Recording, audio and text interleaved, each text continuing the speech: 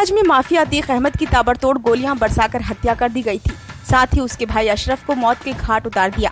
Police ने उसके बेटे असद को पहले ही एनकाउंटर में मार गिराया था। लेकिन इन सब में सबसे बड़ा सवाल अब भी बरकरार है कि आखिर क्यों अतीक अहमद की पत्नी शाइस्ता अब तक ना तो सरेंडर कर रही है और ना ही उसका कोई सुराग मिल रहा है।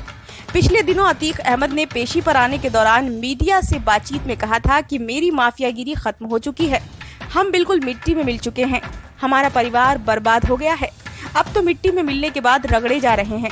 मैं सरकार से कहना चाहूँगा कि अब मेरे घर की औरतों और बच्चों को परेशान न करें। आपको बता दें कि अतीक जिन औरतों को परेशान न करने की बात कह रहा था उनमें उसकी पत्नी शाइस्ता परवीन भी शामिल है। उमेश पाल मर्डर केस में शाइस्ता पर 50,000 रुपए का इनाम है और वो फिलहाल फरार है। वो अपने बेटे असद, पति अतीक और देवर अशरफ के जनाजे में भी शरीक नहीं हुई। सवाल उठ रहे हैं कि इतना सब कुछ होने के बाद भी शाइस्ता ने सरेंडर क्यों नहीं किया।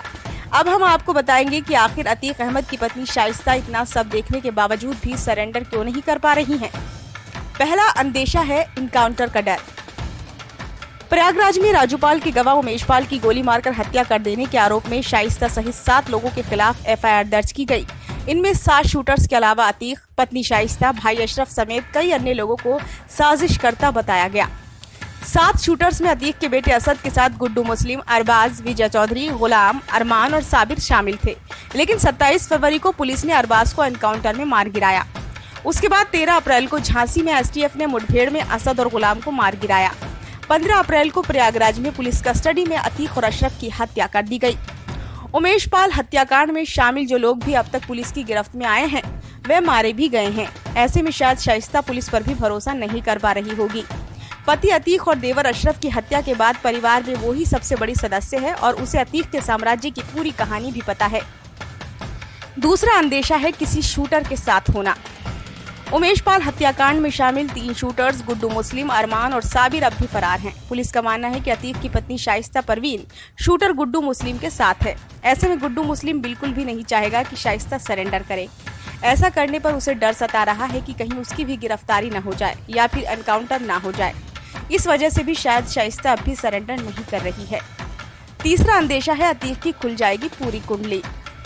अब तक अतीक अहमद की 11,684 करोड़ रुपए की संपत्ति जब्त की जा चुकी है। इसके अलावा जिन संपत्तियों का पता चल रहा है उस पर प्रशासन सख्त रुख अख्तियार कर चुका है। यूपी के ADG law and order Prashant Kumar ने जानकारी देते हुए बताया है कि अतीक अहमद की सभी संपत्तियों को चिन्हित कर उन पर कार्रवाई की जाएगी। ईडी अतीक और उसके परिचितों के ठिकानों पर लगातार छापेमारी कर रही है, जिसमें उसे अतीक अहमद से संबंधित कई पुख्ता सबूत मिल रहे हैं। छापेमारी में ईडी को अब तक 84,68,000 कैश, 60 लाख के गोल्ड डायमंड ज्वेलरी, 2,85,00,000 के कागजात मिल चुके हैं।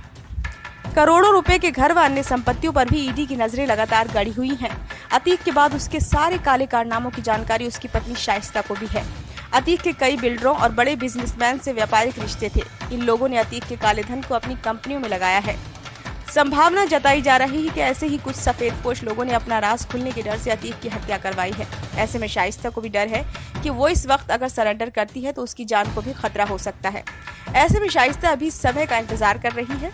आप हमें कमेंट कर जरूर बता सकते हैं कि आखिर अतीक अहमद की पत्नी शाइस्ता को इन कारणों के अलावा और क्या ऐसा कारण है जिससे कि सरेंडर करने से उसे डर लग रहा है।